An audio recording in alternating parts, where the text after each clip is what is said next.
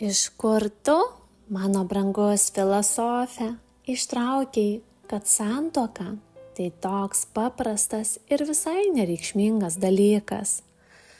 Santuoka priklauso nuo žmonių, kurie tuokiasi. Santuokos gali turėti ypatingą reikšmę ir liesti ne tik tos žmonės, kurie tuokiasi. Kiekviena santuoka, būsimas žmonių gimimas ir auklėjimas naujoje visuomenės ląstelėje, šeimoje, ypatingai svarbus ir atsakingas dalykas.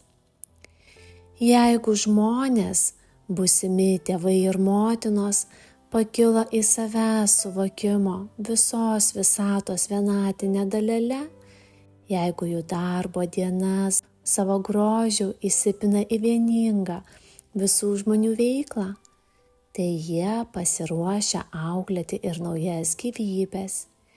Jie šį naują suvokimą diegs auklėdami ne žodžiais, o savo gyvu pavyzdžiu skiepydami vaikams grožį.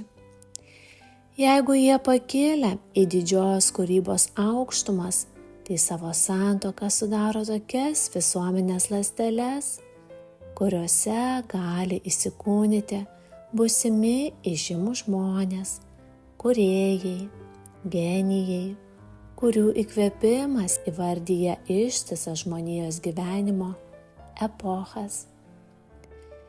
Šeimos harmonija tai nevienodas visų jos narių mąstymas, neturimas ar neturimos tarpusavio paslaptis. Tai didinga, žarstoma meilė. Čia niekas iš nieko nereikalauja jokių įsipareigojimų, viskas persunkta kilnumu. Čia nėra net kalbų apie pasiaukojimą, o egzistuoja tik mintis apie pagalbą, apie džiaugsmą būti naudingam.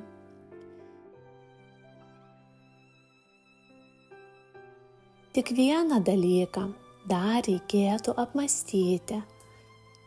Tavo širdyje jau ne kartą suspurdo pavydo angis. Negalima net įsivaizduoti didesnio siaubo už pavydo priepuoliais užnuodytą gyvenimą. Vien tuo, kad tavo kasdienybė bus atmiešta pavydu, galima užnuodyti gyvenimą tiek sau, tiek savo artimiesiems. Ir netgi visas ilgas gyvenimas gali netekti prasmės.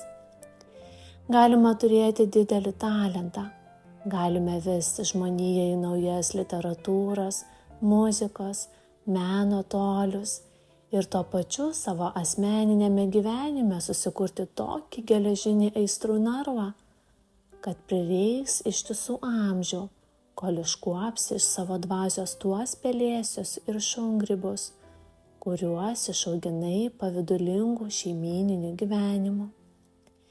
Ir atvirkščiai, ramybėje ir harmonijoje nugyventa viena diena pralekia virš žmogaus ištisais amžiais, lyg apvalanti atmosferą, lyg nematoma pagalba ir jo apsauga.